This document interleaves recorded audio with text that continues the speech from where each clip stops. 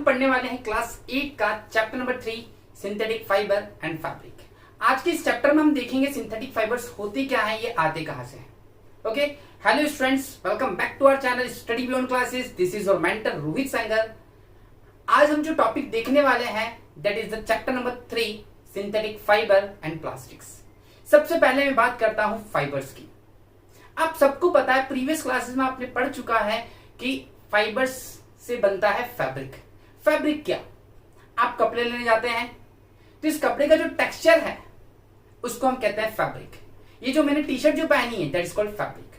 अभी जो फैब्रिक बनते हैं तो इनको अरेंज किया जाता है लीनियरली और क्रॉस सेक्शन में। जब लीनियर अरेंज करते हैं, क्रॉस सेक्शन में अरेंज कहते हैं, तो बहुत सारी सब यूनिट्स को मिक्स किया जाता है तो ये बन जाता है polymer. Poly is a Greek word which means many and mer is also a Greek word which means unit. जब किसी चीज की बहुत सारी यूनिट्स होती हैं तो उसको हम कहते हैं पॉलीमर। ओके, दूसरी सबसे इंपॉर्टेंट चीज आपने देखे थे फाइबर्स, तो मैं बात करता हूं टाइप्स ऑफ फाइबर्स की।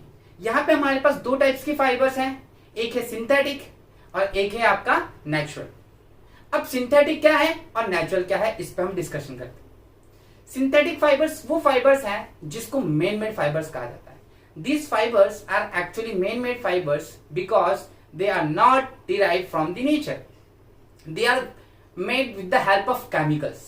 For example, nylon and rayon.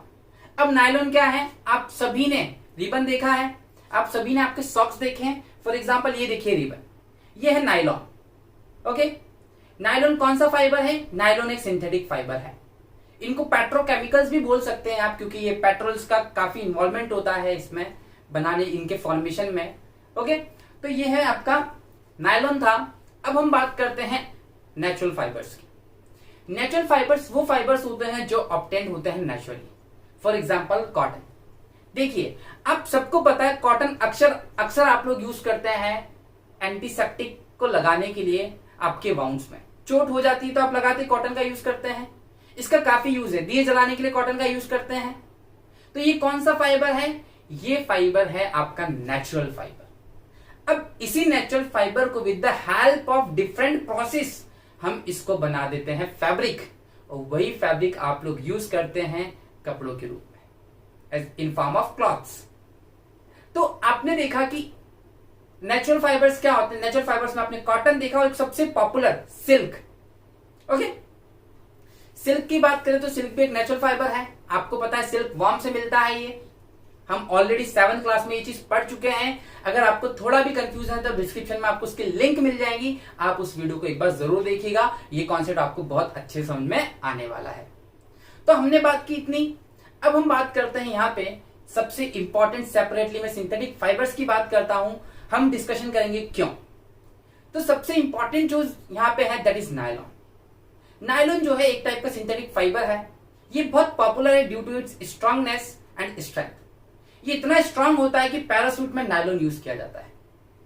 ये इतना स्ट्रांग होता है कि जो रॉक क्लाइंबिंग होती है, जब पहाड़ पर आप चढ़ते हैं, रॉक क्लाइंबिंग करते हैं, तो ये रॉप यूज की जाती है, नायलॉन की बनी होती है। और ये एग्जाम में क्वेश्चन भी आता है कि व्हाई और give an example that prove that nylon is a strong fibre.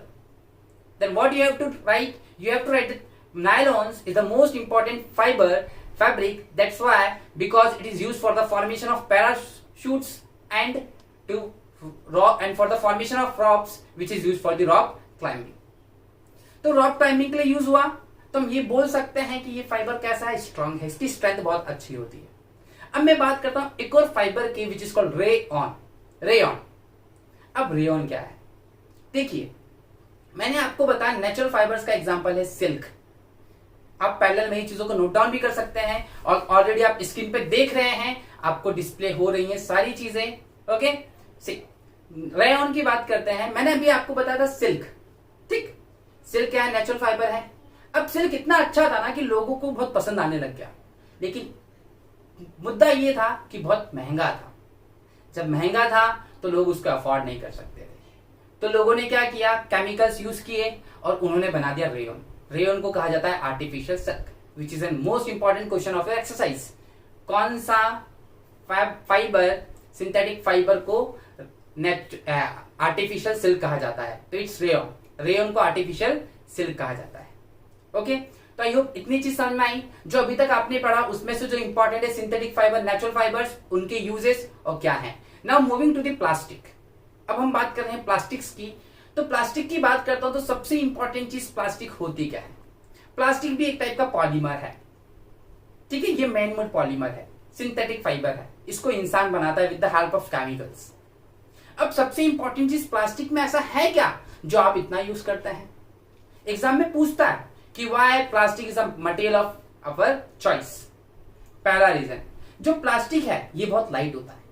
दूसरा रीजन, ड्यूरेबल है, स्ट्रेंथ अच्छी है, नॉन रिएक्टिव है, मतलब रिएक्ट नहीं करता है किसी के साथ, और सबसे इंपॉर्टेंट चीज चीप है, सस्ता है, मतलब हल्का है। भाई आप अपने हिसाब से उसको यूज कर सकते हैं, ऐसा नहीं कि बरसात में यूज नहीं कर सकते, गर्मी में यूज नहीं कर सकते, कर सकते हैं। ड्यूरेबल है, कहीं पे भी ले जाइए आप, कोई इशू नहीं है। नॉन रिएक्टिव है, आप कभी एल्यूमिनियम में अचार डाल के देखिए, आयरन में अचार डाल के देखिए, खराब कर देगा अचार को। लेकिन वहीं पे आप प्लास्टिक में अचार डाल के देखिए, वो खराब नहीं करेगा, क्योंकि it is non reactive in nature. इसलिए आपने देखा होगा जितनी भी चीजें खाने की मिलती हैं सब प्लास्टिक पैकेट्स में मिलती हैं, क्योंकि प्लास्टिक उसको खराब नहीं होने देता है, it is non reactive in nature. तो हमने बात की प्लास्टिक की। अब प्लास्टिक होते दो टाइप्स के, एक होता है थर्मोप्लास्टिक, एक होता है थर्मोसेटिंग प्लास्टिक। एक होता है थर्मोप्लास्टिक, थर्मो मतलब टेम्परेचर, और प्लास्टिक आपको पता ही है। और थर्मोसेटिंग प्लास्टिक एक ऐसा प्लास्टिक जो डिफॉर्म हो जाता है easily on heating, that is called thermoplastic. For example अगर मैं बात करूं, ये प्लास्टिक है जो मेरे सामने, दैट इज ये वाला, इनकी जो बॉटल है ये बनी है थर्मोप्लास्टिक से। अगर आप इसको बर्न करेंगे तो मेल्ट हो जाएगी पूरी। It's an example of thermoplastic. जितनी भी आपकी पाउडर्स की बॉटल्स हो गई, ठीक, परफ्यूम की बॉटल्स हो गई, ये सब क्या है, ये सब थर्मोप्लास्टिक्स हैं। ये मेल्ट हो जाते हैं इजीली। आपकी जो पॉलीथीन है, दूध के पैकेट जिसमें आते हैं, चिप्स के पैकेट जिसमें आता है, सब थर्मोप्लास्टिक्स है। मतलब the plastic which deform on heating are called thermoplastic. अब मैं बात करता हूं थर्मोसेटिंग प्लास्टिक। देखिए, थर्मो मतलब टेम्परेचर, सेट मतलब सेट, मतलब एक टेम्परेचर पर उसका शेप सेट हो गया, उसको कहता है थर्मोसेटिंग प्लास्टिक। आप सबने सस्पेन के हैंडल्स देखे होंगे, कुकर के हैंडल्स देखे होंगे। फॉर एग्जांपल ये मेरे पास टोस्टर है, आप देखिए, आपको पता है इसका काम है बर्नर पे जाना और हीट करना, लेकिन ये तो मेल्ट होता नहीं है। ये मेल्ट क्यों नहीं होता? Because it is made up of thermosetting plastic. ये थर्मोसेटिंग प्लास्टिक है। अगर ये थर्मोसेटिंग प्लास्टिक नहीं होता तो ये मेल्ट हो जाता, फिर आप यूज कैसे करते सोचिए। तो इसलिए इसको हम थर्मोसेटिंग प्लास्टिक से बनाते हैं, चाहे वो कुकर का हैंडल हो, चाहे वो जितने भी आपके डिवाइसेस होते हैं which works on the heat are called thermosetting plastic. एक और देखिए, ये 3 पिन है। ये 3 पिन जो है अगेन ये भी थर्मोसेटिंग प्लास्टिक से बनता है। कभी आपने देखा कि मेल्ट हो गया हो जल के? नहीं। आपके स्विच बोर्ड्स ये भी थर्मोसेटिंग प्लास्टिक से बनते हैं। इसका बेस्ट एग्जांपल है bakelite and melamine. Bakelite and melamine, उन्हीं का टाइप्स ये है। तो ये आपको थर्मोसेटिंग प्लास्टिक और थर्मोप्लास्टिक समझ में आए अच्छे से। तो ये होते हैं आपके प्लास्टिक्स के टाइप्स। अब हम बात करते हैं कि जो मटेरियल्स हम यूज कर रहे हैं, जो फाइबर्स यूज कर रहे हैं, ये how they affect the environment. Okay, हम जितनी भी चीजें यूज करते हैं कहीं ना कहीं एडवर्सली डायरेक्टली अफेक्ट करती है इन्वायरमेंट को। How they affect? Actually we can classify these things into 2 substances. One is biodegradable, second is non biodegradable. मैं आपको पहले बायो का मतलब बता दूं, लाइफ। डिग्रेड का मतलब होता है सड़ना, ठीक है। एक चीज क्लियर है कि जो भी लिविंग बॉडी होती है उसके जितने भी प्रोडक्ट्स होते हैं, उससे रिलेटेड जितने भी मटेरियल होते हैं, सब बायोडिग्रेडेबल होते हैं, क्योंकि उसमें लाइफ होती है। बायो इंडिकेट्स मींस लाइफ, ठीक। तो बायोडिग्रेडेबल क्या? कोई चीज अगर डिकम्पोज हो जाती है by the actions of bacteria are called biodegradable. For example peels, ठीक है, वेजिटेबल्स पिल्स, सब्जियों के छिलके, wood, leaves, dead bodies decompose हो जाती हैं। तो ऐसी चीज जो सड़ जाती है उसको कहते हैं बायोडिग्रेडेबल। आपका खाना सड़ता है, बिल्कुल। क्या मैं बोलूं इसको रख दूं मैं 10 साल तक, इसमें से बदबू आएगी क्या? ये सड़ेगा क्या? वेरी गुड, ये नहीं सड़ेगा because this is the plastic, और प्लास्टिक होता है नॉन बायोडिग्रेडेबल। तो दो substance which does not decompose by the actions of bacterias are called non biodegradable. and those substance which can be decomposed by the actions of bacteria are called biodegradable.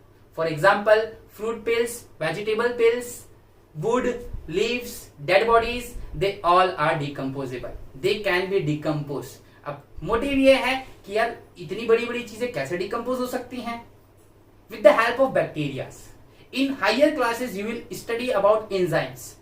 Actual में क्या होता है? Bacteria have powerful enzymes which help them to decompose the materials into simpler substances.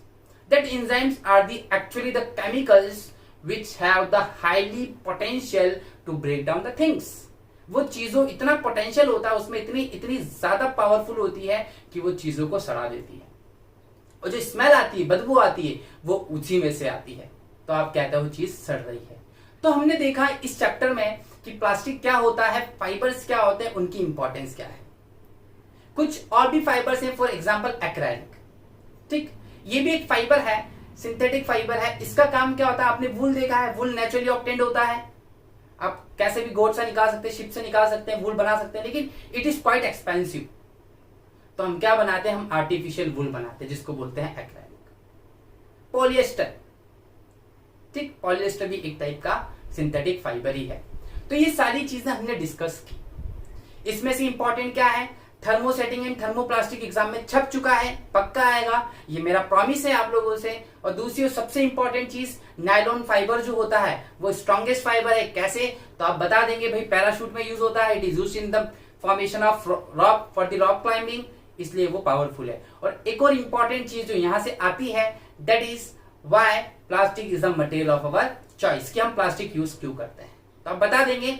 अच्छा, एक चीज और करते हैं, देखते हैं लास्ट में, छोटा सा फटाक से इस चैप्टर को फिनिश करते हैं, और एज यूजुअल आपको पूरा चैप्टर विद इन 10 मिनट्स के अंदर मिल जाएगा। हार्डली 10 to 12 के अंदर आपको ये चैप्टर्स पूरा कंप्लीट हो जाएगा। मैं आपको गारंटी दे सकता हूं कि इस बीच कुछ भी नहीं छूटने वाला। और अगर आपको और अच्छे से देखना हो तो क्लास 6 का चैप्टर नंबर 3 और क्लास 7 का चैप्टर नंबर 3 आपको वीडियो में ही उसके लिंक मिल जाएंगी, आप उसको भी देख सकते हैं अपने कॉन्सेप्ट्स को बूस्ट करने के लिए, चीजों को और अच्छे से समझने के लिए। तो मैं बात कर रहा हूं नॉन बायोडिग्रेडेबल चीज सब्सटेंस की। एक्चुअल में करती क्या, ये सड़ते नहीं है, दे टेक्स मिलियंस ऑफ ईयर्स। अगर आपको प्लास्टिक को सड़ाना है तो भाई बहुत टाइम लगता है, अभी टाइम आएगा कहां से।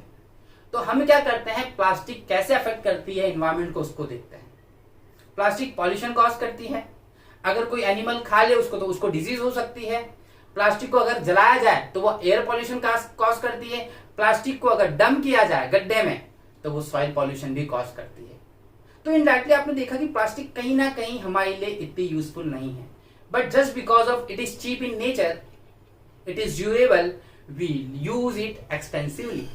हम इसका यूज बहुत बड़े मैनर में करते हैं। That's why in the prospect of use of plastics the government have ban the plastic in India.